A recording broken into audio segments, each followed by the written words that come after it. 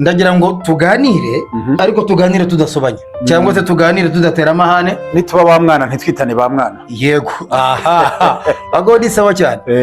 Usenga Imana kandi Imana ngo muravugana. Siko bimeze se? Nibyo. Nuzi Imana niba muvugana kuki uvuga ngo uzasazana ariyo ngenda mbaza se ngo nyine Imana igumye gukora mu rushusho. Oya ariyo ngenda mbaza ngo bigaragara ko wowe nta nubwo uvugana n'Imana. Reka da kuko wowe uza kuvugana n'Imana wakagombye kuba utari mu rushusho rw'amadini. Ibyo sinakurana nabiyibaza. Ibyo sinabiyibaza. Uri mu rushusho rw'amadini. Oya na amadini se ningira urushusho rw'ibyijuru nzabibaza Imana. Unkurikiye wese abyumve. Ngibazaho nabuze definition. Ntabwo numva ukuntu amadini 20 cyangwa 100 yemera Imana imwe, afite Bibiliya imwe, yemera Yesu umwe, ariko ntahuze imyizerere n'imisengere. Byaranyobeye yose uko yakabaye. Oya ntabwo mbyemera. Nemera ko hari masenga Imana. Impamvu nemera ko hari abana n'Imana emeranye n'Imana. Impamvu nemera ko ari yose ni ukubera ko nta dini na rimwe iri na rimwe rishobora kubahiriza Bibiliya nk'uko yanditse. Ntari hari. Nta n'igerageza se basi. Nta n'igerageza wenda. Nakubushiye kumbwira kugerageza. Kuko niba mwe mwariyemeje gukurikira igitabo akanyuguti ku kanyuguti mugomba kubyubahiriza byose. Iyo mutabyubahirije rero babera icyaha gikomeye. Icyo amadini by'amadini se abaza Imana zambireba nk'ibiri mu isi bizantwara n'uwo mwanya wunige mfite ibindi nabaza Imana bitari ibyo. Amadini nayo mu isi yashinzwe n'abari mu isi, amwe nta nayisenga, amwe nta nayizi, amwe aranabeshya, amwe aranaryarya, nayo ntinayazi. Urushiro nzarugira ni yose wivuga ngo ni inama. Ntabwo ari yose. Ni yose. Yose bibere muri business. Niba warakoze rusanso wawe ukamenya yisenga n'atayisenga birakureba. Ubwo ni soya babarya nta nyama za soya zibaho. Babarya soya inyama z'inyama ko ari z'ikinyabumubiri kinyabuzima. Abagabo rero kuwa gatandatu kuwa gatanu nimugoroba bagafura imyenda saa 12 zagera iyo shati itari yuma cyangwa imyenda itari yuma bakaba batakiyambaye. Ariko wajya ureka gukoresha itorero ukajya ukoresha amadini. Ukoresha ibyawe uko bikumanye nkoresha ibyanjye nabo.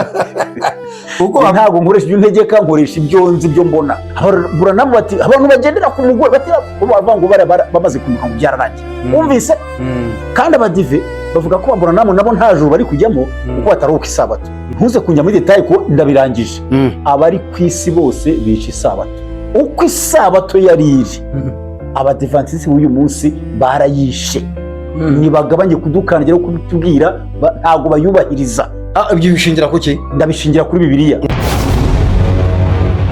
Icyumba cy'ibitekerezo TV, aho tuganira ku iyobokamana, ubuzima, inzira y'inzitane ndetse n'ubuhamya. Kurikira icyumba cy'ibitekerezo TV buri munsi. Turabasuhuje mwese aho muherereye, mukomeze kugira amahoro y'Imana. Nge rero uri inyuma ya kamera nitwe Marwan Nshimiyimana. Kuri screen zanyu murareba umugabo witwa Kwizera Valence cyangwa se bamwe mwita ngo ni Ziraziritse nkuko mumenyere kuri iryo zina. Akaba ari umugabo umuvuga butumwa ndetse akaba nk'umuhanzi uririmba indirimbo zaririmbiwe Imana, kubera ko nge ntabwo navuga ko ari indirimbo z'Imana kuko niwe ubwe waziririmbiye, ntabwo ari Imana yaziririmbye, ntabwo rero ubwo ngubwo zaba ari iz'Imana. Ahangaha rero reka dutangire musuhuza. Afite channel yitwa Ziraziritse TV kandi abantu mbona mumaje kuyimenya. Nyamuneka mujye aho mukore subscribe, mukande kuri like ndetse muna commenting kugira ngo ibintu byose bijye basha kugenda neza cyane. Ndamusuhuje rero, reka mbanze mwakire. Ndakwakiriye muri studio hano za Kwizera cyangwa se muri studio za Ziraziritse TV n'icyumba cy'ibitekerezo. Ndakwikirije nanjye urakoze cyane. Ndamukije kandi n'abadukurikira bose mwese mugira impagarike n'ubugingo. Aya mazina mvuze niyo cyangwa nakubeshye? Niyo ni Kwizera Valence Ziraziritse. Ubundi bavuga ko nta mugabo ugomba kuvuga undi ngo mugiye nawe ubuga hibereye. Agari be buryo benda kungana, umwe yagira icyo avuga ku wundi. Kandi ndakuruta ariko si cyane. Okay, ntabwo ari cyane. Ntabwo ari cyane. Ko nanjye ndi umuntu ushesha kanguhe. Bose bitangiye kuza nawe. Okay, byiza cyane. Aha rero ndagira ngo tuganire ariko tuganire tudasobanya. Yes. Cyangwa se tuganire tudatera amahane. Nituba ba mwana ntitwitane ba mwana. Yego, aha ago ni sawa cyane. Kwizera rero nyemera tuganire ku kintu cyitwa isabato. Ndakora hehe? Mwebwe wowe n'itorero ryawe nashaka kwirirwa wenda ndivuga ahangaha n'abaprotestant bose abenshi mugira gutya mugasenga ku cyumweru. Nagize gutya njye muri Bibiliya ndeba mu mategeko y'Imana nsanga ahantu handitse ngo urajye uziririza umunsi w'isabato. ahangaha mwebwe nkabona kandi mukunda gusenga ku cyumweru ndetse n'indi minsi yose, ariko umunsi wa gatandatu w'isabato mwebwe ntabwo mujya muwizihiza. Mbona mwirira ibiryo byanyu mwatetse uwo munsi, mbona mukora imirimo yose yose uko yakabaye, ntabwo mujye mushobora kubahiriza isabato. Ubona mutazarimburwa n'icyo kintu. Wabaye umudivese shama mwere noneho basi bimenye. Hoya singwa umudivese no bagutumye se ngo bambarize. Ntabwo bantu sabato bayikwiye none. Ntabwo bantumye, ariko kubera ko ngiye naturanye n'abantu b'abadive, babandi pire batarya n'inyama, barya ngo inyama ngo za soya. Ubwo ni soya babarya nta nyama za soya zibaho. Babarya soya inyama z'inyama ko ari z'ikinyamubiri kinyabuzima.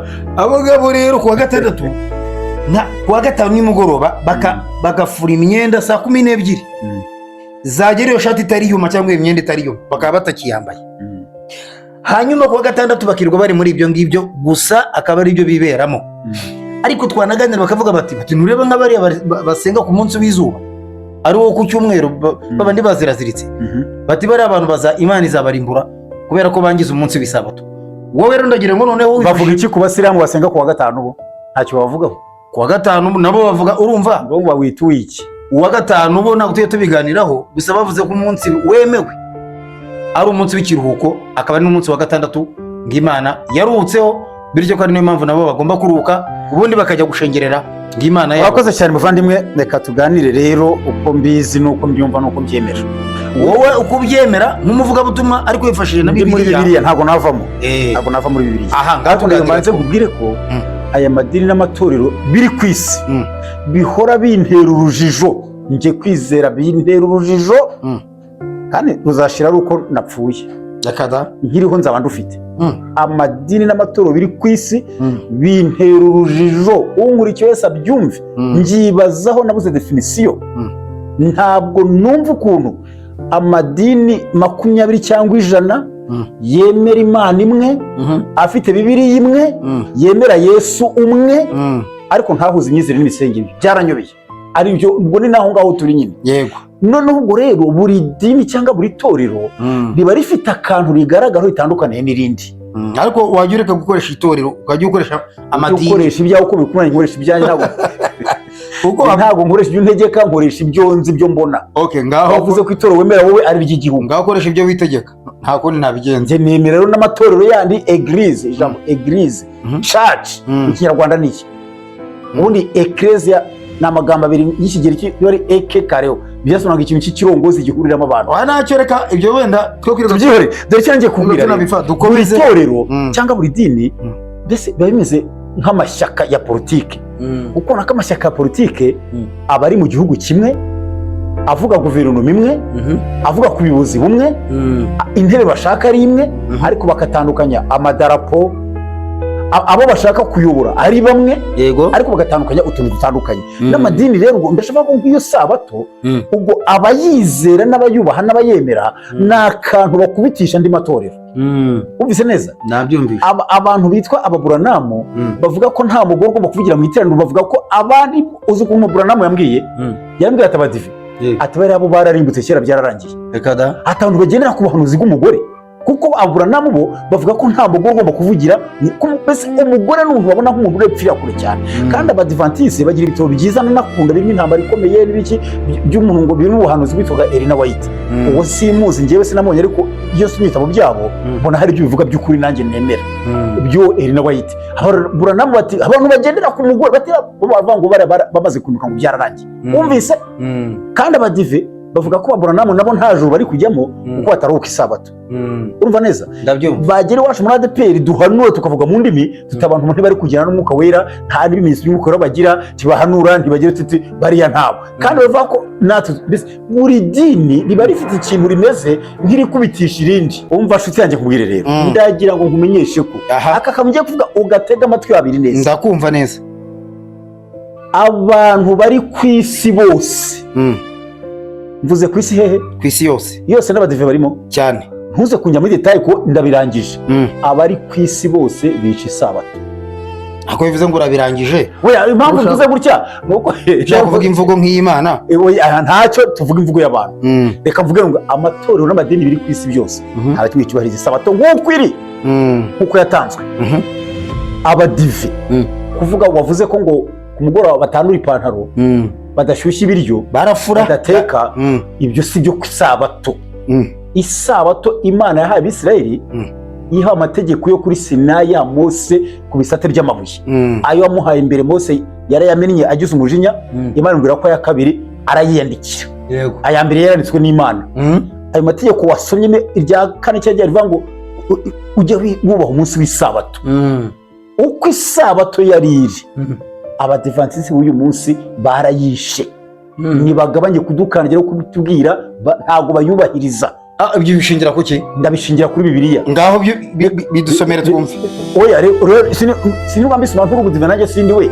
ariko icyambere nta ku isabato nta wari wemerewe kujya aho umuntu aharenga aho watera ibuye ibyo bintu isabato ya nyayo yatanzwe ibyo bintu biri muri Bibiliya cyangwa nibyo bitekereje oya ntabwo nibitekerereje nashaka mfite imirongo mike ndasoma ntabwo ndajya gusoma Bibiliya yose uzi ko ari ikintu twize gukora tuba tutayisoma yose yego ntabwo ushaka kuyubahiriza ntazakora urugendo ku isabato rurenze aho yageze ibuye wabyumvise nabyumvise isabato ya nyayo icyo gihe deporasoma yari indogobe ubwo se urusengero rwabaga rwegereye aho batuye hafi aho bayizinze hafi aho ngaho aho warenze ibuye ntiwajyagayo ku isabato uhajya uyu munsi wese yica isabato akanuka abaza umudive azakwereka utugingo tugashyigikira ahantu warenze ibuye se ubwo wowe wafata gutya ugatera ibuye ubwo bivuze ko nta ugomba kuba urebesha ijisho ryawe ahari ntabwo abantu dutera kimwe metero nateramo sizo wateye sizo urateramo kimwe cyo ku isabato nta muntu wari wemerewe kugenda urugendo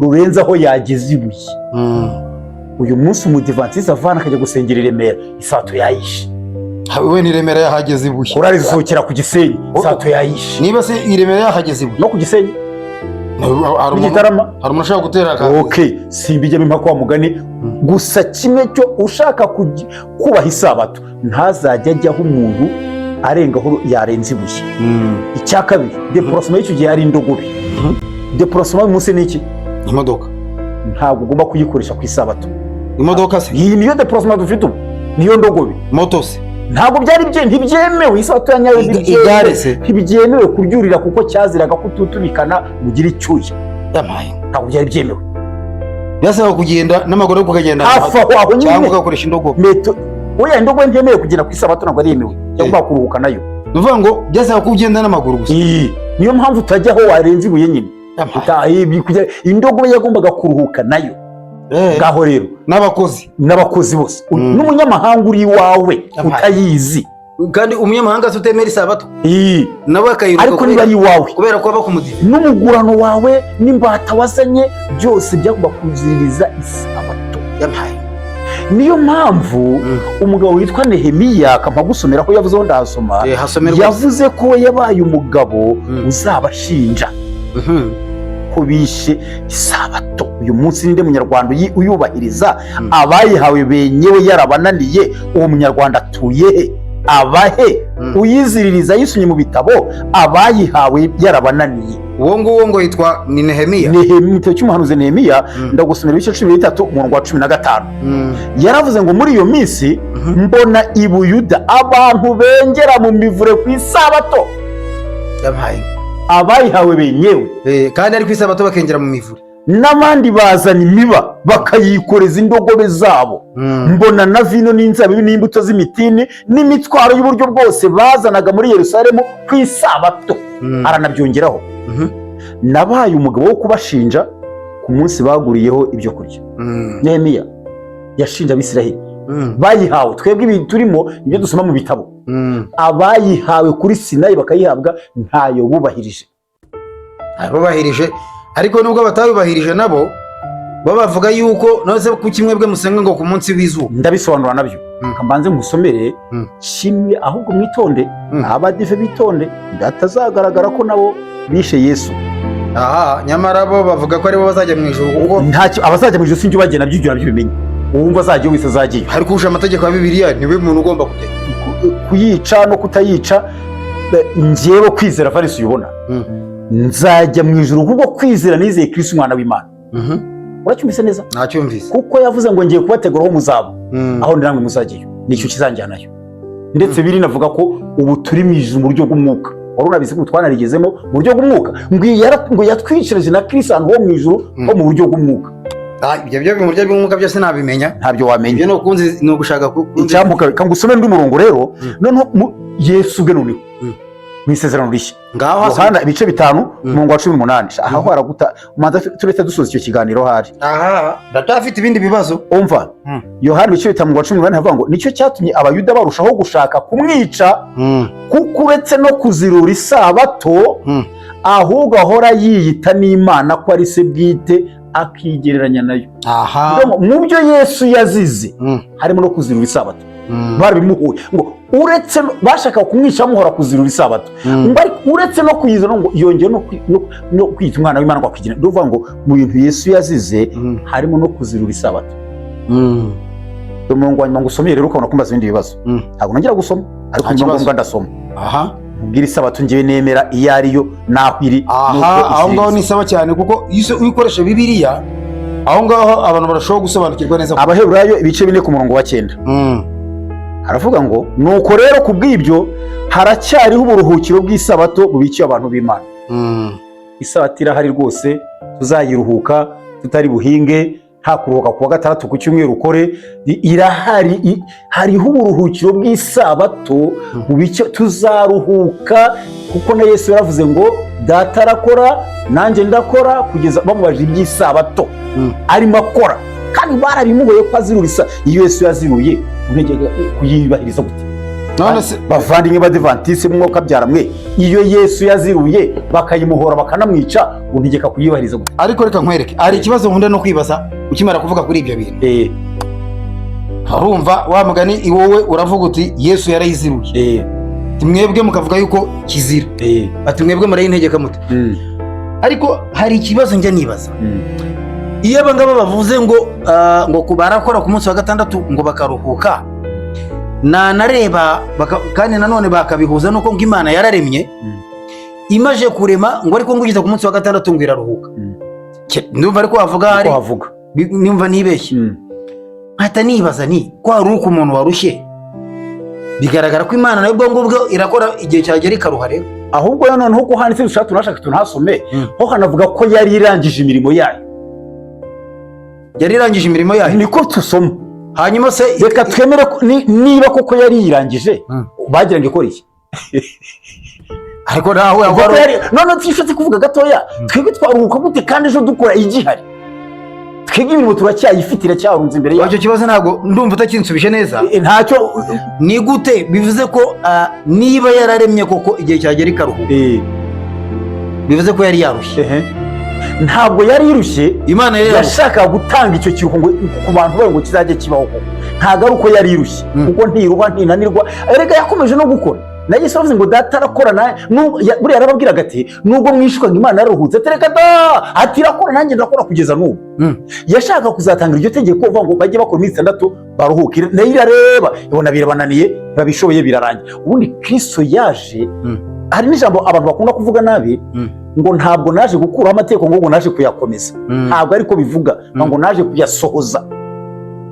Bigaba bishatse kuvuga iki? Ko atageza aho yagombaga kugera, kuko Paulo yavuze ngo yari umushorera utugeza kuri Kristo. Aje yasoje ibyo byose, ari no mpamvu yiziriraga agakora kuri yo, agaragaza ko ibyo ntacyo bikivuze. Aba ari we sabato nzima. Kuruhuka kwiza no kugira muri Kristo ukaruhuka ibyaha n'imirimo ya kamere, nicyo kiruhuko kizima. Tuzongera kuruhuka tugeze mu ijuru, aho tutabwagiye guhinga, aho tudacya tugenda ku isabato ukaruhuka kuko utakoze, ariko umutima uri gukora, urugero ko mu gitondo ntutuje, byatinze kurangira, urumva byabaye birebire kuko imirimo irunze. Tuzaruhuka tubutse ko nabiri banga Imana iyo yari irangije imirimo. Niba iranarutse koko yari irangije imirimo, twe turayirangije. None wowe ugasanga umunsi wo gusengaho wa nyawo waba ari uwuhe? N'umuntu itonde umunsi wo gusenga wa nyawo n'umuntu ashaka asengeyeho wose, uwo ari wo wose ni iminsi y'Imana. uwo wasenga wose Imana yakumva. None ku kimwe bwe ku munsi w'izuba kuki ari bwo ntabwo dusenga ku munsi w'izuba, dusenga ku munsi wa naka, dusenga ku munsi Yesu umwami wacu yazutseho. twabonye ari mwiza turawakira tuwusengaho. ubwo ni uwuhe munsi se? Nuko ariwo uvuga nyine niwo yazutseho ku cyumweru se? kuriya ubona kalendari yanditse uko ubibona yanditse niko byari biri hariya premier jour de la semaine kuvuga ngo kuwa mbere iminsi 7 ni hariya n'umundi ni hariya hari handitse dimanche niko byari biri n'umundi ubona kalendari ese ubundi ibyo bintu bya kalendari ko byagerwa ari ko kalendari yagerwa ari ko iyo minsi uburyo yibara n'iziri kalendari zabayeho mbere icyo gihe ko atari ku iminsi ntabwo ari ku iminsi yabarwaga byagiye bihindagurika na kalendari y'abayuda siko yari iri none ubwo baganje baraga manywa gusa hari ko ari yita umunsi none uwa gatandatu w'iki gihe turimo uko kalendari yagerwa ari bigaragaza n'uwa gatandatu w'icyo gihe ubundi ubwo birahura iyo minsi. Ngiye ndashaka kubwira ko umunsi w'icyo gihe witwaga dimanche uwo bitaga dimanche niwo Yesu yazutseho uko bikurikira byagerwa n'ibyande ariko ntabwo Bibiliya iwita dimanche ivuga uwa mbere y'iminsi 7 uwabanzirizaga iminsi 7 uwa mbere w'iminsi 7 ku wa mbere y'iminsi 7 ikiwita ubwo uwa mbere w'iminsi 7 tubaze kuri kalendari y'iki gihe twavuga ko ari ku cyumweru niwo ku munsi wa kabiri niwo wari uwa mbere y'iminsi oya niwo wari rendi wakaba ari rendi ho wari ko witwaga dimanche wari uwa mbere y'iminsi 7 ahari rendi wabaga ari umunsi wa kabiri w'iminsi 7 siko n'abadive babyita n'uzi ko kuwa mbere bo bavuga ko kuwa mbere wa leta cyangwa kuwa mbere w'isabato siko ko babyita bo hariya rendi bavuga inshuro ebyiri barakubaza ngo ni kuwa mbere wa leta cyangwa kuwa mbere w'isabato ko bakubaza hariya ni uwa mbere wa leta bo n'uwa kabiri bo n'uwa kabiri w'isabato ko uwa mbere wa leta hanyuma niko babyita ko bavuga ko uwo munsi ari uvuga ngo ni uwa mbere ubu uri kwita nyine wo ku cyumweru mu cyongereza akaryo bita ngo ni Sunday bakabona impamvu bavuga ko ngo ari umunsi w'izuba kandi bakavuga ko uwo munsi wasenga ariho bajyaga gusengaho ibigirwamana. Nanjye nagusubije ngo mwebwe ntimama mugiye gusenga ibigirwamana oya we twawufashe nk'umunsi mwiza umwami wacu yazutseho wakumvise ariko nibyo bigirwamana tububaha ibigirwamana nibashaka nuba bisenga n'ubu birasengwa kandi basenga ku minsi bashaka ariko kuri uwo munsi umenye ko ariko bivugira kandi nako bimeze rero ibigirwamana bisengwa ku munsi wose bashaka ese kuvuga ibyo kera ukajya ku munsi ntibisengwa n'uyu munsi ibigirwamana birasengwa mwisi hari abasenga izuba hari abasenga inka ako ntabwo bigira umunsi hari abasenga amafuta nta munsi bigira n'umuntu bisenga igihe ashakiye icyo gihe rero bajyaga gusenga ibigirwamana kuri uwo munsi gusa twe tutabisenze rero watuye umunsi mwiza umwami wacu yazutseho tubona nk'umunsi w'igiciro umunsi w'igitangaza kuri twebwe dusenga ko tuba tunejejwe n'uwawuzutseho iyo azuka ku wa gatatu twari gusengaho iyo azuka ku wa kane twari kubaha aho ngaho none ko wavuze ko mwebwe musenga iminsi yose iminsi dushaka yose turasenga kuki mutsindagira umunsi wa karindwi tandukanya guterana hamwe kw'abantu no gusenga rega Manuel ibintu bibiri uyu mwanya njye rero twasengera hano dutandukanye bibiri rero nitwe twabiteye ariko ntacyo umunsi twawugize umunsi w'iteraniro nuko turushaho kunezezwa n'umunsi umwami wacu yazutseho tuvuga umunsi wo kujya duhura naho gusenga bwo dusenga buri munsi buri munota kandi ikindi n'uwajya aterana ku wa kane ijuru ryamwakira n'utaterana n'umunsi n'umwe niyo mu mutima yakiye Kristo hano wumve neza n'utagira umunsi aterana yizera Kristo nk'umwami wabambwe ibyaha byose gikora kigurguta cyose acyemera ubu mu Kristo ari kujya mu ijuru si ngombwa iminsi ntabwo tuyobora turayiyobora ntabwo dutegekwa n'iminsi bitubwire ngo kuri munsi mwicara aha muri gibi muvuga ibi dutegekwe n'iminsi twe dutegeka iminsi ntabwo dutegekwa n'iminsi ariko rero ukivuga ibi ngibi bise nibuka akantu usanga yabize ko bari mu minsi ya kera wowe wagombye kuba warapfuye barakucisha baranteye amabuye cyane rwose kuko nibuka ko Bibiliya ivuga ko hari umugore ugize kujya gutora ngo udukwi kuri uwo munsi w'isabato baramufata bamutera amabuye baramwica wowe uyu munsi uridegembye ku cyumweru nako kuwa gatandatu ubwo n'ubundi n'abadive b'uyu munsi nabo baba barapfuye bose ugataha ubukwe ukirirwa ugenda ukora ibyo bishakiye ukarya ibiryo ariko hari igihe kera nari kuba ntari umudive ariko hari igihe nari kuba isabato icyo gihe ariko wiki Manuel isabato ikiza mu isi y'aba Isirayeli nta kindi gihugu cyari kifite ibyo urabyibuka nabyo ndabyibuka yari y'Abisirayeli gusa ntabwo ubu munsi isi dufite ibihugu 194 cyangwa na 3 icyo gihe bwo byari bitaragira ko byagiye bivuka nyuma wenda byari nk'ijana n'urugero ariko n'urugero nihaye ibihugu 99 bisigaye ntabwo byari bizi isabato icyo ari cyo yari ya groupe imwe gusa y'Abisirayeli uguterwa amabuye kwari mu Bisirayeli banga ibyo bigarutse umunsi rero bikareba abavuga isabato bose n'abadive umunsi baterwa amabuye kuko bakoresha indogobe zabo ku isabato kandi batutubikana ku isabato bagenda urugendo rutemewe ku isabato nabo bo baterwa amabuye rero ubwo nabo baterwa amabuye yes ni impamvu rero nta muntu uri ku isi nabo bibeshya we nta muntu uri ku isi Nehemiya bamugabo kubashinja ko yababonye benga ku isabato bajya mu mivure barengesha amaguru abona binjiza imitwaro ihetswe n'urwe ku isabato.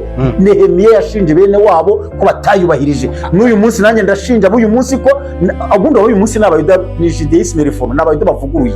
Ariko nubwo uvuga ibyo ngibyo wenda ni itsinda rimwe yabonye nk'ukuntu n'ubundi ahantu hose haba abantu bica amategeko. Wese warababonye wowe waba si umwe babiri mwagane cyangwa batatu. Wese warababonye wowe niba ntibibagwa itsinda ariko ryishe isabato waravuga ngo Nehemiya yarabashinje ariko ashobora kuba yarabonye bamwe ariko atari bose wenda bo mu Rwanda bo. Nanjye ndakubaza wowe mwagane cyangwa ibyo uvuga wabonye bose wowe wamenya wenda hari n'abandi bitege mwese ntabadive bari yibo kovuze ko wagane n'abatarya inyama ntabazirya nari mica bibiri arabazirya n'abatazirya bana n'abashyushye narabonye baririra bakavuga ngo ese wakamimenya ariko harimo n'abandi bitwararika ntibabikore. Ariko undi biri avuga ngo hari guticira iteka ku byo yemeye. Ubu ikintu kitwica ni ugucana imanza hagati yanjye nawe. Iyo banazirikanaga ibyanjye nkabyubaha singuhora ibyawe. None amaherezo usanga arayahe wowe? Bana niza amaherezo. Oya nimo ndavuga ibyo amaherezo. Amaherezo urashaka kumaza nahe? Amaherezo yo Imana ni yizere n'amadini. Nimo ndavuga amaherezo yo kwitana ba mwana ko abasenga ku cyumweru baba bakoze icyaha. Abasenga ku wa gatandatu bakaba ntacyo bakoze. Ubwo twavuga ko umunsi mwiza ari uwuhe ngo gusubiriremo koko umunsi mwiza n'umuntu yeme ari umuririmbyi ngo umunsi mwiza nibuka n'ubona kwemereyeho iyo ndimbo turifite harakaye nawe urayizi. Umunsi mwiza wemewe n'uwa Yohana yaravuze ngo ku munsi umwe Imana nari ndi mu mwuka. Umunsi mwiza Imana ntago yitaye ku minsi yitaye ku mutima wawe n'uburyo yizeye n'uburyo uyikoreramo. Iminsi nitwe tuyigena dushaka twaterana ku wa mbere Manuel twaterana ku wa kabiri tugasenga Imana tugahura tugasenga. Ako n'ubundi mwebwe nta n'iminsi usibye ko wenda mutsindagira ku cyumweru akaba aribwo mwambara neza muga oya twameza ugashyiramo amakoti twambara neza twambara neza. Oya abanyarwanda bose bambara neza. Oya wimbeshya nukuvuga ngo Manuel nje hani wawe kangaye nambaye ikoti umunsi oya nuko nyira atari ku cyumweru ariko ku cyumweru ndabizi neza umunsi murabutsindagira. Nakubwiye impamvu tuwutsindagira reka nemere ko tuwutsindagira bikomeye. Uwo munsi mugategura amaturo n'ibya 10 bihagije. Ni umunsi twashyizeho duhura tugahura n'ibyo bishobora tukabizana kandi cya 10 n'ukizanye ku wa mbere agishyira hagishyira n'ukize ku wa gatatu agishyira hagishyira ntabwo tubizana ku cyumweru ngo umunsi twagira kuko ari wo mutsindagira ku munsi wo ku cyumweru. Nakubwiye ko impamvu tushyiraho imbaraga nyinshi ni umwami wa gatatu bikubwira ni umwami wacu wazutseho wa mugabo we. Iki uracyumva bigenze bite? None se umunsi umwami wanyu yazutseho niwo mugomba gutsindagira kurusha iyindi. Niko twabishatse tweganya amadini nk'uko twita abanyamadini twashatse guterana iyo dushatse twaterana twareba umunsi yatangiye kujyanwa mu manza kwa Pilato cyangwa umunsi yapfuyeho n'itoro ryavuga riti twebwe twumva uwo yapfuye ari uturyohiye. Ni kakabunda atangiye nkubwira amadini n'amatora bimeze nk'amashyaka. Amashyaka 10 aba ari mu gihugu kimwe abaturage ari bamwe intebe barwanira ari zimwe ariko ugasanga bamwe bafite idarapo ry'umutuku abandi ry'icyatsi bamwe bavuga twebwe tuzabigenza gutya kandi babwira umuturage n'amadini rero nayo niba bavuga ko njyewe nzasazana urujijo nzarupfana. Ariko rero umva nkubwire wowe wisaza wo kuvuga ngo uzasazana urujijo kubera ko wowe ubwawe sibyo wivuga ko usenga Imana kandi Imana ngo muravugana siko bimeze se nibyo nuzi Imana niba muvugana kuki uvuga ngo uzasazana urujijo ariyo ngenda mbaza se ngo nyine Imana igumye gukora mu rujijo oya ariyo ngenda mbaza ngo bigaragara ko wowe nta nubwo uvugana n'Imana reka da kuko wowe uza kuvugana n'Imana wakagombye kuba utari mu rujijo rw'amadini. Ibyo sinakurana nabiyibaza ibyo sinabiyibaza uri mu rujijo rw'amadini na amadini se ningira urujijo rw'ibyijuru nzabibaza Imana. Icyo amadini ry'amadini se bibaza Imana nzambireba nk'ibiri mu isi ntibizantwara n'uwo mwanya wunige mfite ibindi nabaza Imana bitari ibyo. Amadini nayo mu isi yashinzwe n'abari mu isi amwe ntanayisenga amwe ntanayizi amwe aranabeshya amwe aranaryarya nayo ntinayazi. Urujijo nzarugira ni yose wivuga ngo ni inama ntabwo ari yose ni yose yose bibere muri business. Niba warakoze rusansu wawe ukamenya yisenga n'atayisenga birakureba yose uko yakabaye yanjye ntabwo mbyemera nemera ko harimo asenga Imana. Impamvu nemera ko arahari abana n'Imana emeranya n'Imana. Uzi impamvu nemera ko ari yose ni ukubera ko nta dini na rimwe iri na rimwe rishobora kubahiriza Bibiliya nk'uko yanditse.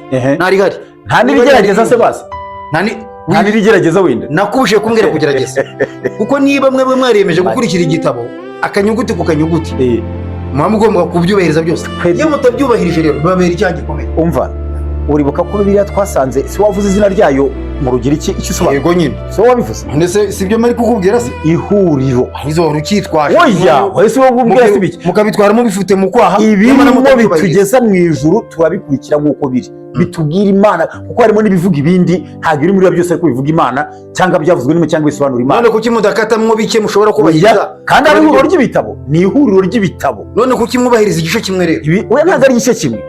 Harimo none se sinitwize kuganira wowe no bitutse umuntu yatutse undi bifite nk'ibitujyana mu ijuru. Harimo itutse umuntu yatutse undi bifite nk'ibitujyana mu ijuru kandi nabyo bikitwa ijambo ry'Imana. Ubyita ko ni ubyita ko nge simbyita ijambo ry'Imana. Katugaruka none se turajya kuri Bibiliya nti kumantaho irahinduka content.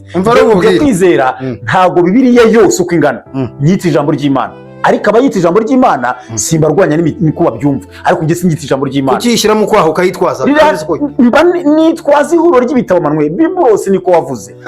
Nitwaza ihuriro ry'ibitabo kugira ngo muri byo mfate bibifasha binkomeza mbikomeze ibifite icyo binyigisha mbikomeze kuko Paulo yanditse ngo byose ndabyemererwa ariko ibingira umurosi byose. Urumva neza? Ndabyumva cyane. Hanyuma rero ku isabato twavuze nkubwire ngewe umwanzuro wanjye ari none nakubwiye mbere. Nakubwiye ko iki ucyemera utacyemera nta muntu uri ku isi n'umwe wubahiriza isabato kuko Imana yatanze kuri Sinayi. Uze kubwira zabakubeshya ntawe uri uyubahiriza. Nakubwiye n'ingero nakwereka ko atayubahiriza. Kudakoresha indogobe yawe ku isabato, kudakoresha umunyamahanga ku isabato, kenshi usanga n'abakuze basigaye mu rugo kandi bakora imirimo, kutagenda urugendo rurenze aho wageze buke. Isabato yananiwe bayihaye icyandira kuretse ko mubishe Yesu mu byo bamuhoye harimo no kuzirura isabato. Ntabwo nzaziririza ibyo Yesu yaziruye. Ese ubundi mwebwe reka ubundi mwebwe Bibiliya mukoresha ni zimwe y'abadive n'iy'abapentekote ba ADEPR n'amacaca hafi yose ni zimwe. Bibiliya ziri izo nshoboye kubona muri iyi minsi hari bambwiye utari wangirika ngo ya orthodoxe no bayinyereka. Hari y'abagatulika hari itandukaniro, hari n'ibita ngo y'abayehova no hari itandukaniro, na Qur'an y'abasilamu hari itandukaniro, ariko amatora yasigaye avuga muri y'abarthodoxe cyane twe twabonye eshanu sinibuka indi wavuze yariyo ntabwo nibuka indi zirahari zitandukanye ariko twabonye eshanu ni yerekana ivugire iyo ariko aba bandi bakoresha zimwe n'abadive ni zimwe. None kubera iki mugenda munyuranya ku myumvire? Ni rwa rujijo nakubwiye nyine hagati y'amatorero. Ni rwa rujijo natagiye kubwira nyine nta wavuze ngo nzarubaza Imana, ntabwo nzarubaza Imana kuko si yarushyizeho. Bivuze ko ijuru rero ubwo amajuru ni menshi. Ntabwo ari menshi, bose bavuga rimwe, bizera rimwe, bemera rimwe. Hanyuma bakazajyaho batese ibiriberamo nibyo batandukanye bakazarihuriramo bate. Kandi amategeko avuga ko umuntu ugomba kugerayo agomba kuba akurikiza ibi undi akurikiza ibi. Niba bamwe bakurikiza ibyo abandi bagakurikiza ibyabo bazaba mu ijuru. Nakubwiye uko nzarijyemo ngiye kwizera. Muzaterana amabuye. Niba zabaho uzazu yatere wowe nta mabuye ari mu ijuru guterana. Nge nakubwiye ko ijuru nemera. Abadivi bazabatera amabuye muzareba. Simbizi jewe ijuru kwizera nzajyamo. Nzarijyanwamo nuko nizeye Kristo wavuze ngo ngiye kubategura aho muzaba. Kwizera Kristo kandi aho hantu agiye kubategurira ntimari mwahamenye kugeza umwanya ntawo wakumenya. Hari no kubwira ati aho tuzasanga yaduteguriye tuzajyaho. Impamvu rero nikundira abayehova bavuga ko bo ari isi nshya. Ibyo uzagere mubanemo n'aya mazu ngo ari kubaka ngo muzabamo ngo mwongere muhinge inyanya ngo zere ngo n'ibisheke ngo byere uzagende muhinge. Byibuze iyo babibwiye abanyedini babo barushaho kubyuka. Nge nzajyaho amaso atari yareba bimbwira ko nzabona ibyo amaso atarabona. Hari inyanja z'ibirahuri. Aya mazu rero sanzwe nyabona n'iyi si sanzwe nyibona n'inyanya bashushanya mu bitabo sanzwe nzibona. Ntabwo njye ariho nizeye. Nge nizeye aho nza izo nyanja z'ibirahuri nazo nabazivuga. Nazo nabazivuga ni imagination. Uzumva ibyo amatwi atigeze yumva. Mbona ibyo amaso atigeze abona. Aho niho nizeye. Uwo muntu ubikubwira se ni Bibiliya ibimbwira ntabwo ari umuntu. Ibyo se Bibiliya bikubwira uwabyanditse yarabibonye cyangwa yarabyumva? Yarabona atabibona nanjye ndabyizeye. Birwanya kwizera kwanjye no kwemera kwanjye. Yaba yarabibonye batarabibonye nge kwizera kwanjye kunyemeza ko ijuru ntazabona amazu nkuko yayubatse kuko ari ibyo amaso atarabona. Yesu yabwiye abantu ngo sinzongera gusangira namwe kuri iyi vino kugeza ubwo haleluya tuzasangira vino nshya mu bwami bwa data. Hanyuma wa munyamadini n'ubyo arimo kwigisha akavuga ko iyo utanze nk'ituro ryagwaga icya 10 uba urimo kwiyubakira inzu uzabamo ugeze mu bwami bw'ijuru. Icyo ni ikinyoma cyambaye ikindi kinyoma. Kandi iyo udatanze ariko ni kuri njye kwizera witonde simbyemera nk'ukuri. Ushobora ngo gushiduka uba mu nzu itagira amadirishya kubera ko yo mu ijuru se yageze mu ijuru kubera ko utigeze utanga amafaranga yo gushyira mu ibirahuri. Ubwo nawe ari kuzana ibyo amaso yanjye yabonye. Arimo arazana ibyo amaso yanjye yabonye. Iyo nzu itagira amadirishya ari kuzana ibyo amaso yanjye yabonye. Uzasanga umuntu ngo aba mu nzu ngo y'akanex ngo kubera ko yagiye atanga make uri gusanga ngo muri cya cadastre ngo kubera kuri yagiye atanga ubivuga urwo twa tugiye kurutana nko mu isi n'ubundi kandi mu ijuru ni mu ijuru abavuga butumwa bene wanyu simbizi niba ari bene shinge ntabwo numvishe nta nabo nzi nta nabo nshaka kumva umuvuga ubutumwa wa mbere umbwiriza nkanyurwa ni Bibiliya ntigira iby'imbwiriza nkanyurwa ariko nayo yemera igice ntabwo nyemera igice kandi aribyo bavuze birimo aho ngaho Pawulo yanditse ngo ibingira ngo byose ndabyemererwa ariko ibingira umurosi byose wowe ubwawe wivuye ko Bible bisobanura ihuriro ry'ibitabo ni rya huriro ry'ibitabo ndarifata ngasoma cyo ko byose ndabisoma ariko ngashaka ngafatamo nese ko naguha urugero aho abadayimoni bavuze nabyo nzabikurikiye se nigana ibyo bavuze iyo Bibiliya kuvuga ngo urasoma ukunda kuyisoma cyane icyo bita cyane simbizi gusoma Bibiliya